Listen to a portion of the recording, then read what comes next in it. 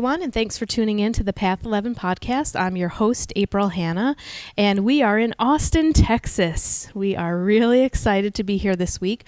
We are screening The Path Evolution at the Movie House and Eatery in Austin, Texas, and we have been staying at a wonderful, wonderful resort. We call it the Bob and Carol Price Resort. No, but we are staying at our friends here, and we would like to thank Bob and Carol Price for allowing us to stay in their beautiful home.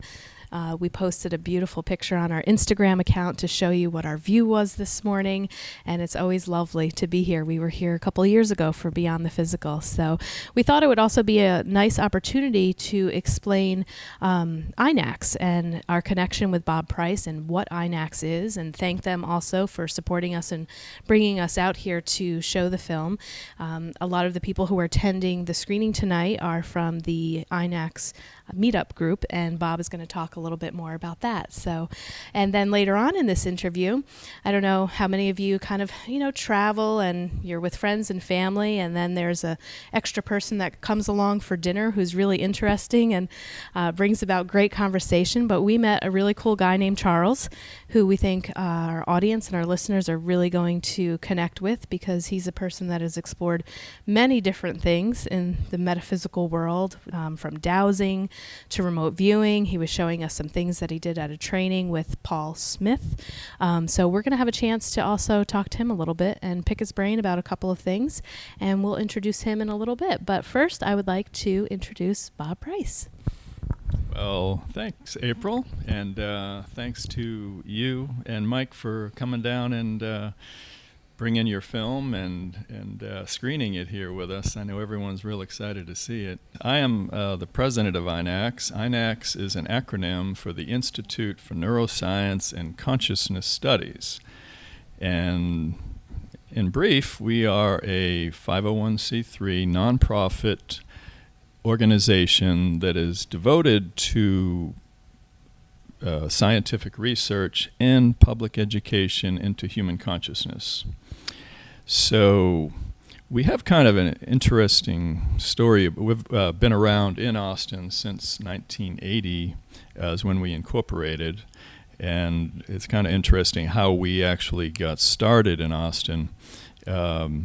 Back in the we were incorporated in 1990, not 1980. But back in the 80s, I was a grad student down at the University of Texas in Austin in clinical psychology, and I was studying dreaming. We started out looking at the relationship between rapid eye movements and the dream content, because we know that there's a relationship there, but it wasn't completely clear what that relationship is. Why do you have all these rapid eye movements during a dream? So the way that we were studying that is we used an auditory biofeedback technique in which we helped the person learn to either increase or decrease their rapid eye movements while they were dreaming. And we would train them in this technique before they went to sleep. The particular way is we would actually have a little speaker above the subject's pillow, and we had two conditions. In one condition, once they were dreaming, every time they made a rapid eye movement, the tone would get louder and threaten to awaken them. In the other condition, every certain amount of time, 10 seconds, say, without a rapid eye movement, the tone would get louder and threaten to awaken them. So the idea was that people would be motivated to continue their dreams and not wake up, so that they would unconsciously, using this biofeedback, either increase or decrease their rapid eye movements. And then we could look at the effect on the dream content. So this had been demonstrated to work before I got to UT, so I picked up the study there and began to use it with various folks coming into the lab. What we started to notice fairly quickly is that the sleeping subjects, dreaming subjects, would begin to incorporate the tone into their dreams. and they began to become aware that they were dreaming. And this was a period when Stephen LaBerge had just published his landmark work and his first book on lucid dreaming. And so we realized these subjects were beginning to become lucid. They also described things that were like lucidity, but maybe beyond it, such as out-of-body experience or astral projection. So we became very interested in that, and we redirected the research to looking into that more closely. So in the middle of all this research, we then went on to study lucid dreaming for the next 8 years there in the lab, and then we at one point began to look at applying it to help frequent nightmare sufferers. But during that period, I had an undergraduate who I had a group of about 8 or 10 undergraduate research assistants during most of this research. One of them was a fellow named Jim King. He came to me with this idea to form an organization, a nonprofit dedicated to research and education into consciousness. So I looked at his business plan, and I was fairly impressed with it overall. At one point showed it to Bob Vandercastle up in Virginia. And it sounded like a great idea, so I went ahead and encouraged him to continue. So he, within the next 2 to 3 years, went ahead and formed INACS, got it incorporated in the nonprofit status. And what we basically do in INACS, we do scientific research, although that does require some pretty good funding to do a fair amount of it. We have done several projects now, different aspects of consciousness. And then we do at least monthly presentations that we call consciousness connections. We've been doing that for well over 10 years, I think about 15 years now, every month, where it's just an open event for the general public to come in, and we have various speakers, and then we have discussions afterwards about topics of interest. And that can range from anything such as lucid dreaming to remote viewing, dowsing, hypnosis, just dreams in general, altered states of consciousness, energy healing. All these things kind of come under the rubric of our consciousness topics. And so we usually have a pretty good turnout, and we have a pretty devoted group, and we have new folks come every month to hear what's going on. So as far as Charles, the reason that the way that I met Charles was probably about 2.5 years ago. We were in the middle of a research project investigating a close relative of remote viewing. That is, rather than being concerned, as remote viewing is, with describing a distant object or place, it's devoted to locating an object somewhere. The object can be located anywhere. You know what the object is, but you want to try to locate it without being able to use the senses or view it in any way. So this type of skill has traditionally been called dowsing, and that can be done with various different types of devices, such as a pendulum often, or the dowsing rods. But we basically wanted to, we found that there was a fair amount of research into remote viewing, but there wasn't much at all in terms of controlled research into dowsing, or what we came to call remote searching. And those folks that are familiar with remote viewing realize that searching and locating things has been a constant challenge in remote viewing, and it seems to be one of the more difficult parts of it. Paul Smith has written about that in one of his books. So we designed this study, and it was a double-blind study to control various aspects to try to determine if remote searching was possible. And basic way we did that is we have a large 8x8 grid in one room with a device that automatically moves an object that the subject or participant in the study brings in, something that has emotional significance to them, such as a ring. We place that in a little box, and the computer generates a random number between 1 and 64 before each trial, and then it sends a signal to the grid to go ahead and automatically place it in that random location. So neither the experimenter nor the subject knows, or the participant knows, where the object is located. So the goal of each trial is for the participant to locate the object on a grid. And what they do is we actually we're in the next room on a computer screen, and they see the grid on the screen, and we go through a series of steps to narrow down the location of the object on the grid. The way that they make a decision at each step in that process is using dowsing, basically using a pendulum. So we have them set up with a pendulum, and they get a yes or no response. And we'll ask something along the lines of, is the object located on the left side of the grid, yes or no? They douse for an answer. That eliminates half of the grid. Then we go to, is it on the upper or lower part of or is it on the upper part of the grid rather? Yes or no? And they give us their response, and that eliminates either the lower or upper part. And so you can see in a stepwise fashion, we zero down to one particular spot on the grid. So as we were preparing and we were recruiting participants to be in this subject, we were in touch with, among other people, Paul Smith, who is one of the foremost experts in remote viewing in the U.S., and he recommended some of his students that Paul, for those of you who don't know him, does training, and pretty in-depth training into remote viewing, and he has various levels: beginner, intermediate, and advanced. And some of his students have gone through all three levels and are pretty proficient at remote viewing. So for one thing, we thought that remote viewers might be good remote searchers or dowsers.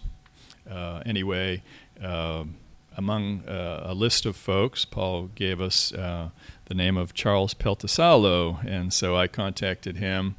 He was out in South Carolina, but he said, no problem, I'll come on in and participate in the study.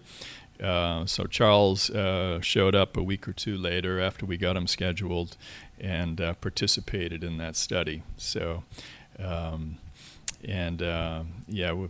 had a lot of interesting visits since then, and he's knows quite a bit about things like dowsing and lots of other subjects under the sun, including a lot of Indian culture and lore that has educated me quite a bit. Great. Well, we're looking forward to getting him on here and speaking to him in a little bit. But I wanted you to also let our listeners know if people were interested in INACS. And are you I want you to let people know where they can find you. But is this non-for-profit something where if people want to be a part of future experiments, that they are getting that information from your website and then contacting you guys to do such a thing like Charles did? Yes, actually. INACS is a membership organization, so we encourage folks who are interested and be interested in participating to get involved, and they can get involved in a number of ways, either in the research end of things or in the educational aspect, helping us to put on some of our presentations. So yeah, probably the main contact is through our website, which is inacs.org or inacs.org. And we actually just revamped the website this past week to a new look, kind of updating it. So it still does need a few tweaks, but most of the information is there. one thing people can find there under the Events tab is a list of our presentations for at least the last 8 or 10 years. There's a description of each one and the speaker, and for those that we have videos edited and posted, there's also a link to those videos. And that'll take you to either the videos on YouTube or Vimeo. We also, what we've started doing within the last, I believe it's a year and a half, we realized that we've been in Austin for 25 years, and a lot of people in Austin had still not heard of INACS. So, and we also realized that a lot of people were using a new web service called Meetup, and there are hundreds, literally hundreds, if not 1,000 or 2 in Austin. It's very popular. So we basically started a new Meetup, and we call that Austin Consciousness Connections.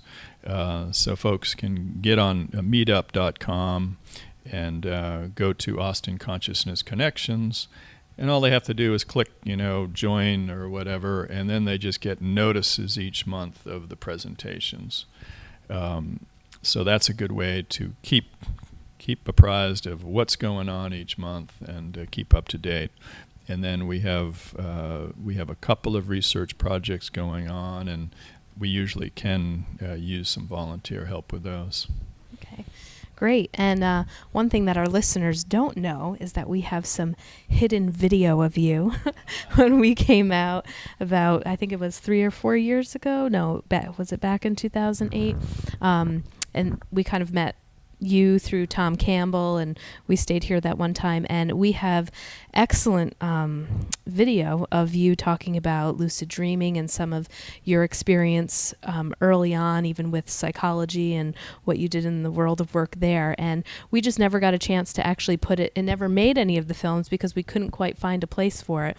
Now, of course, Mike and I would love to say, we're going to do a documentary on lucid dreaming and the dream state, but chances are that probably won't happen for another 8 years. So Mike and I were talking about actually getting the footage up on YouTube shortly, maybe in the next month or so, and putting some of the clips up there for our audience and for people to see, because it was a great interview that we had, and I know I learned a lot. We had some great discussion about psychology and dreams and the lucid state. So cool. I had kind of forgotten about that. Yeah, yes. So we want to let people know that we're probably going to push that out in the next couple of months or so, and get a couple of clips up there. So, well, thank you so much again for having us here. You're and super welcome. We want people to go ahead on over to that website and check out INACS.org. And now we're going to have a little chat with Charles. So I have known Charles for less than 24 hours. And we came in to Austin and, sat down and kind of, got reacquainted with Bob and Carol, and Charles was here, and we all went out to dinner. We've been having some great conversation over the last 24 hours, and I know Charles was like, well, I've never written any books, and I'm not a super professional here. I'm a layman, just person that's, investigating and doing his own work for his own sole purposes, and kind of feel like he's one of our audience members and listeners that it just has some great stories to share. So we bring our equipment around everywhere we go because we never knew who we're going to run into and what interesting people we might meet. And I thought that this would be a worthy interview. So I bet you didn't know you were going to be interviewed for a podcast. I did not. Nature has its little surprises. So, Charles, tell our audience, who are you and what brought you into dowsing? Well, I'm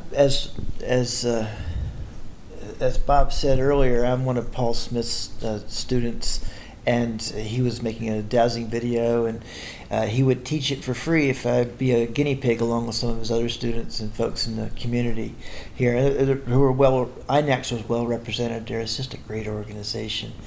It's just a little bright light, an otherwise fairly dark world. But anyway, Paul was making this, and you'd never have to twist my arm to come to Austin. Any excuse I'll do. It's just if I can get somebody to pet sit I got 11 critters now. I think I had 15 then. So I extorted my wife at the time and was able to get here. It's wonderful. It's like breathing pure oxygen to come to Austin, because free thinking is encouraged. The arts are practiced and celebrated. The human spirit is it's not the grind where as it is in a lot of the world out there. Austin's like a free zone. If you can make it to the border, then you can have as good a time as you want. And meeting these guys, Bob and Carol, they're just instant friends, as you guys are. I can let my hair down, birds of a feather, and just be yourself. I really appreciate this opportunity to be here with these guys at their place. So why don't you tell us a little bit about how you came to find Paul Smith, and because you were doing that's remote viewing training, and then you have your dowsing rods here, and were showing us that earlier. So how did you find him?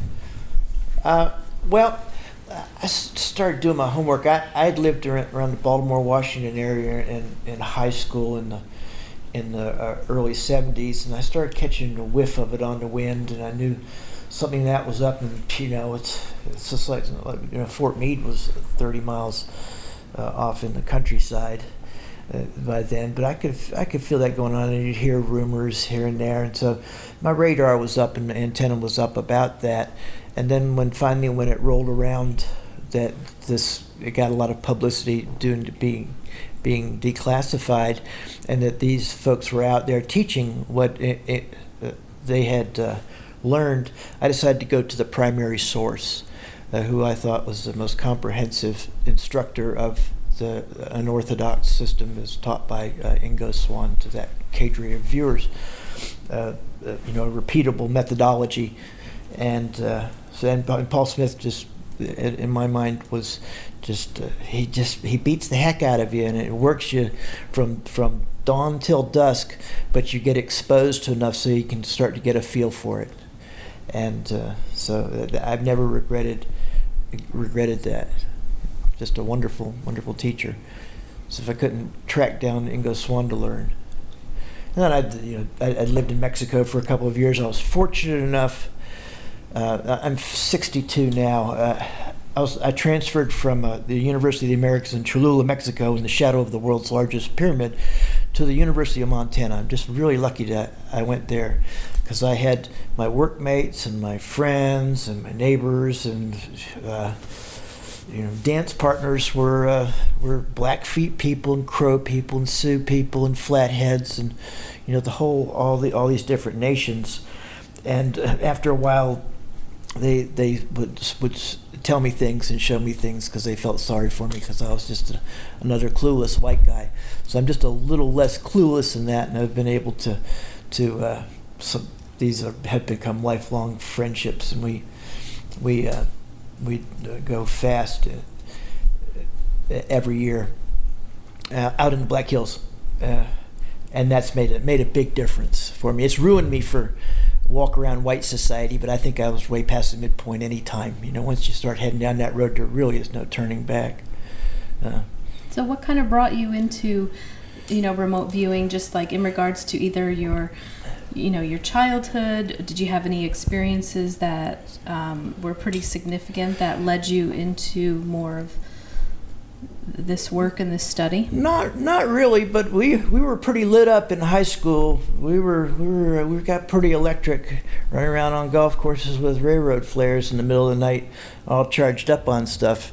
And when you feel like the trees are talking to you, it's either you're out of your brain or the trees are trying to communicate. So that was always that was the lodestone that was always drawing me, was to improve that conscious contact with the universe around me. That is, I've always been drawn to poetry. I am published here and there. I've written some goofy stuff, some serious stuff, and it's up for whoever to decide what. I think the goofy stuff is the serious stuff, and vice versa. But so I've always been drawn to that. And what was your original profession or trade? What did you do for work? I've been a hot mess. Tumbling tumbleweed. I taught tennis for a long time. I was sort of ruined for that. I didn't think competition was any great idea. I was more interested in chasing the ball like a Labrador retriever. So right now, if you tossed a tennis ball, I'd go racing after it and bump into a wall trying to get it. Mm-hmm. It's just that unmitigated joy. But in the tennis, not being focused on competing, and I practice so much, you get so much into present time, pressed so up against the moment that bits of the future definitely leak in. You have closer access to that. So I've always had deja vus, growing up in South Carolina in a corporate family, these things weren't talked about. That was all Bull Street crazy talk. Although if you pushed anybody, they were all religious experts and psychic experts, and everybody had ghost stories. But they simply didn't talk about these things. It's sort of the U.S. blues, country club blues. Yeah. So Indians now, being around American Indians, these guys, it was their grandfathers, were telling them all this stuff. I mean, they were more groomed. So you're sitting here with dowsing rods on your lap, and I am. You broke them out a little bit earlier, kind of showing us what yes and no answers were, and things of that sort. So we've actually haven't had anyone on our podcast yet to speak about dowsing. So if this is new to somebody and no one has ever heard this term, how do you explain what dowsing is? Dowsing is, for these rods, it's really good for a lost object. You say, point to the lost earring, and that darn rod, you may have to dodge it as it swings by you, and it'll point to the back bedroom, or you can just stay wherever you are, and you'll say, well, is it in the closet? And you'll get you can program yes, no. It's very good for lost objects. It's also good for lost animals, whether an animal that's lost is alive or dead. I had a cat that flaked off on me of all days, Thanksgiving, didn't come back till January, and I knew she was over in a neighbor's yard in the real thicket. I live in the low country of South Carolina, where the sky is this patches of blue amidst the plant growth. It's really jungly. So she had it, so she skipped out and went into the neighbor's bushes, and I would take my dowsing rods back there, and she would be just out of my eyesight, and I'd say point to flower, and that dowsing rod would move at the same pace that a cat would be walking through the bushes. And she was back there because I was also working with that. Lucky to have friends that were horse whisperers or real clairvoyants, clairaudience actually, that could talk with them. And we finally coaxed her back in. We had to negotiate with them. Animals, you can negotiate with cats and dogs. You say, if you do this, I'll do that. So the deal was we built an indoor-outdoor enclosure. She'd come back. So we built an outdoor-indoor enclosure. She came back. Like, say, the line crews that come in, they're putting in the cable for the phone company or the different cable concerns. They'll have some guy jump off the back of a truck, and he'll come out with his dowsing rods, and they'll already have a map, a grid of your property, and they know where the known lines are, so they can avoid splicing them. And what they're out there with their dowsing rods is to find the ones that aren't marked on the map. And they're darn good at it. They're these guys from Tennessee, and they pop out there with those dowsing rods, and they mark it up, start spray painting your property. Now, if you've never seen dowsing rods, they look like two skinny rods, and he's holding them in his hands, and he'll ask a question, and they'll either cross for yes, or they'll spread apart for no. So what is that? Is that energy moving them? Is it your consciousness? What are they exactly responding to? It's sort of above my pay grade. I have all my theories. But for me, I'm sure you're getting in touch with the subconscious and your higher self. But it just as well be grandma, or some angels or some spirit that would be influenced, depending on what kind of medium or channel or conduit you might be. If you're a major trance channeler, then it's probably all of the above. The more you do it, the more the dowsing rods give you a sensitivity to what's a positive signal, what it feels like for what's a yes, and what it feels like for what's a no. So you're really just giving yourself feedback to your intuition. Okay. And what do you use them the most for? I mean, do you use them on a daily basis? I use them on a daily basis. Black socks, brown socks. Should I wear brown socks today? Should I wear black shoes today? Red tie, blue tie. Should I go shopping at Publix, or should I go shopping at Food Lion? Should I take the dog to the vet today? Or should I wait till Monday? Just anything that you can get a yes/no for. The more you do it, the more you get a feel for it. Of course, you have to give yourself license to be wrong a lot, but you get so that you damn well pay attention to what they say, because that's really what your intuition is serving up for you. And we were talking last night about how you said there will people, I don't know if they're bringing the dowsing rods or the pendulums, but that they'll bring them to the supermarkets and they will douse or do melons. the pendulum Melons over for food. freshness. Mm-hmm. Yeah. It's really and it takes a lot of the muss and the fuss out of daily living. You're not spinning your wheels thinking, do I want Gatorade or do I want Hawaiian Punch? There's just these kind of close calls. It's very valuable for close calls. Do I go to the beach this morning or do I go to the beach this afternoon? Is the tide right? Is the wind right?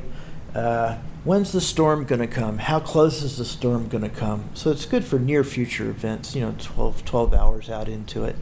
Do you ever have skeptical people that would say, why do you have to ask so many questions? Or who cares what socks you're wearing or what color you wear today? The horse is out of the barn now. It's, we're in 2016 and it's like everybody has at least some opinion on it. And there's so much of it going on, the intuitive functioning, that Austin's really nice. It's like a national park for that. So you've got a lot of that, the high functioning folks here. But no, I don't have any time for skeptics, and I have nothing but scorn for cynics. I'm getting to be a cranky old man, and I'm my butt's on the line, and I don't really care what. It doesn't matter what anybody thinks. The only thing that matters is what I think of people. Awesome. Gore Vidal said that, so I wish I had.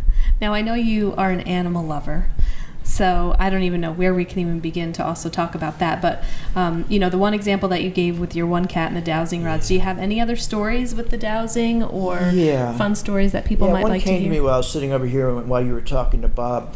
My next door neighbor, one of his beloved dogs went missing, and I was fresh in from the dowsing course and was getting familiar with it. And it immediately did, and they said they looked all over their property, which wasn't really that big, but it's backing onto the swamp. And it immediately dowsed that the dog was there on the property and that the dog was not alive. And that was a sad thing, but Dakota had a good long life. And nonetheless, and I didn't have the heart to tell them that he was still on the property, because they searched it repeatedly, or that he had passed on. Just one of these things, because it's so sad. And a couple of days later, they said, yeah, Dakota was here after all. He was just scrunched into some bushes close to the house, and we had just gone right by him repeatedly. So those sort of results. It's very good for living, dead, ghost spirits. We're all spirits. We're just in bodies. Not that our spirit stays in the body all the time. Mm-hmm. Well, we were talking also last night about animal communication and kind of animal whisperers or psychic people that can speak to animals. Clairaudience. Yeah. So I don't get audio. No. I get a sort of a ticker tape. Mm-hmm. And get the notion, and I get some pictures. But there's people that are just so wonderful experts. Cindy Smith out of Asheville, or Sonia Fitzpatrick out of New Braunfels, the pet psychic. Mm-hmm. She's outstanding, both of them.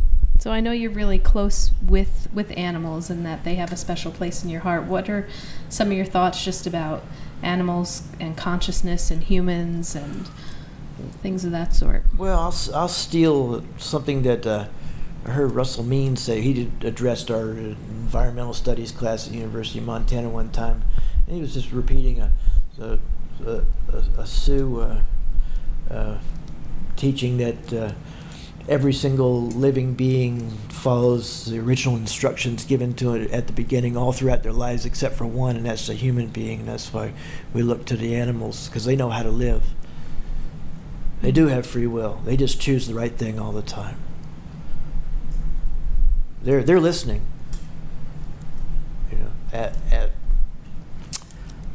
And so you can talk to them, but they're reading your mind. They see your pictures, and you're certainly seeing there. It's not your idea to go buy that pizza. It's the dog wants the pizza later on.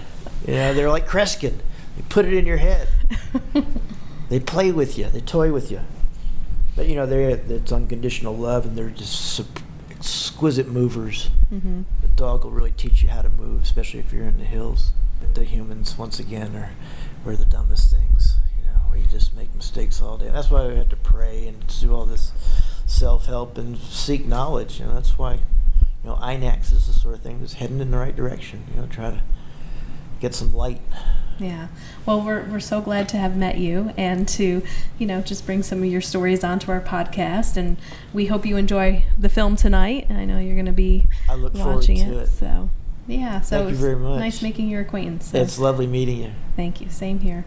All right, everyone. Well, that's a wrap. So we'd like to thank Charles and Bob again for taking some time out of their day just to sit and chat with us. We hope you guys enjoyed that casual conversation, and we are going to be recording the Q&A tonight at the Austin screening. And if it seems like there's some great questions in the audience that haven't been asked before, we'll go ahead and put that up on the podcast as well.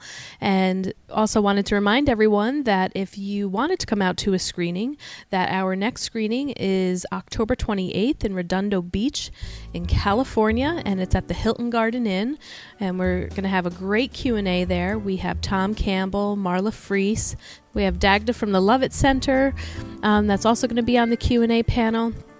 We have 120 seats available. There are still some tickets left, so we hope to see you guys out there. And the other thing that we've decided to do for these last 3 screenings for Austin, LA, and Columbia Green Community College, November 17th, we are giving away anyone who comes to the screening the bonus footage, which is 90 minutes of material that never made it into the films.